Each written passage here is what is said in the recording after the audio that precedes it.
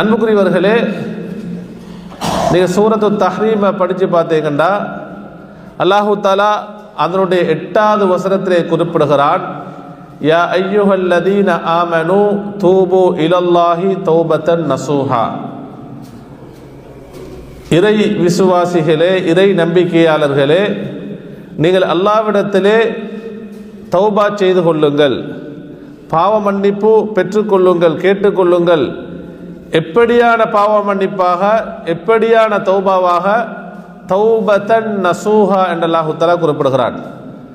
தூய்மையான தௌபாவாக, கலப்பற்ற பாவ மன்னிப்பாக அல்லாஹ்விடத்திலே பாவ மன்னிப்பு கேட்டுக்கொள்ளுங்கள், தௌபா செய்து கொள்ளுங்கள்.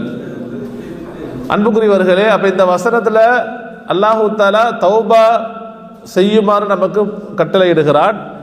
அந்த தௌபாவை எப்படி நீங்கள் செய்ய வேண்டும், அந்த தௌபா எப்படி இருக்க வேண்டும் என்பதையும் அல்லாஹு தஆலா சொல்கிறான். எப்படி? தௌபா நசூஹா என்று அல்லாஹு தஆலா குறிப்பிடுகிறான். கலப்பற்ற தூய்மையான தௌபாவாக கேட்டுக்கொள்ளுங்கள்.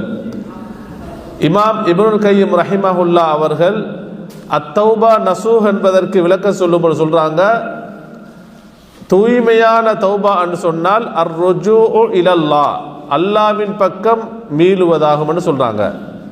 ஒரு அடியான் என்னென்ன பாவங்களை செய்தானோ, செய்து கொண்டிருந்தானோ, அதை முழுமையாக விட்டுவிட்டு செய்த பாவத்தை நினைத்து மனம் வருந்தி இதற்கு பின்னால் அந்த பாவத்தின் பக்கம் நான் திரும்ப மாட்டேன் என்ற அந்த உறுதியான அந்த நம்பிக்கையுடன், உறுதியுடன் அவன் அல்லாஹ்வின் பக்கம் மீளுவதாகும் என்று சொல்கிறார்கள். அதே போன்று இமாம் கஸ்ஸாலி ரஹிமஹுல்லா, இமாம் குர்துபி ரஹிமஹுல்லா, அதே போன்று இமாம் ஷவுகானி ரஹிமஹுல்லா, இவர்களெல்லாம் முக்கியமான அறிஞர்கள்.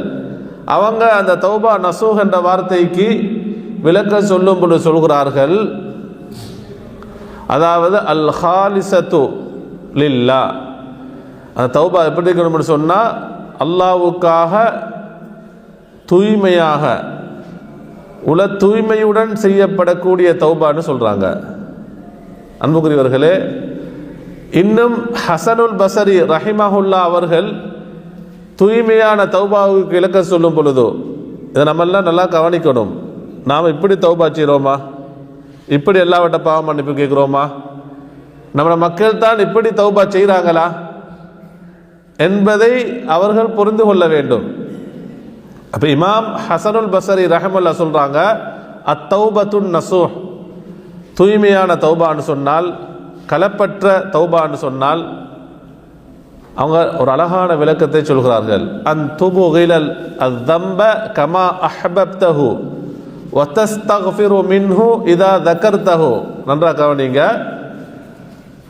நீங்கள் எந்தெந்த பாவங்களை மிகவும் பிரியத்தோடும் விருப்பத்தோடும் செய்து கொண்டிருந்தீர்களோ அந்த பாவத்தை நீங்கள் தௌபா செய்ததற்கு பின்னால் அந்த பாவத்தை நீங்கள் வெறுப்பதுதான் தூய்மையான தௌபான்னு சொல்றாங்க. விளையிட்டா? என்னென்ன பாவங்களை நீங்கள் விருப்பத்தோடும் பிரியத்தோடும் செய்து கொண்டிருந்தீர்களோ அந்த பாவத்தை தௌபா செய்ததன் பின்னால் நீங்கள் முழுமையாக வெறுக்க வேண்டும். அந்த பாவத்தை வெறுத்து ஒதுங்க வேண்டும். இதுதான் தௌபா நசூஹ் என்று சொல்கிறார்கள். உதாரணமாக, பெரும் பாவங்கள் ஈடுபட்டு கொண்டவர்கள், விபச்சாரத்தில் ஈடுபட்டு கொண்டிருப்பார்கள், அல்லது வட்டியிலே மூழ்கி கிடந்திருப்பார்கள், சிலர் போதையிலும் மதுவிலும் மூழ்கி கிடந்திருப்பார்கள், சிலர் களவிலும் மோசடியிலும், அதே போன்று திருட்டு, இது போன்ற பெரும் பாவங்கள் ஈடுபட்டு கொண்டிருப்பார்கள். இன்னும் சிலரை பார்த்தீங்கன்னு சொன்னால் கோல் புறம் பேசுறது, அவதூறு சொல்றது,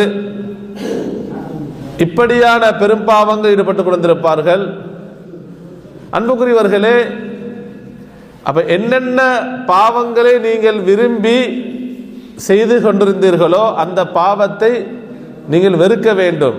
அதுதான் தௌபா நசூஹ் என்று சொல்கிறார்கள். அடுத்து சொல்றாங்க, வதஸ்தக்ஃபிரு மின்ஹு இதா தக்கர்தஹு, நீங்க தௌபா செய்ததுக்கு பின்னாலும் அந்தந்த பாவங்கள் உங்களுக்கு சிலவே நினைவு வரும். ஷைத்தான் நினைவுபடுத்துவான். சிலவேளை உங்களுக்கு அந்த பாவத்தை திரும்ப செய்யணும் என்று உங்களுடைய மனசு தூண்டும்.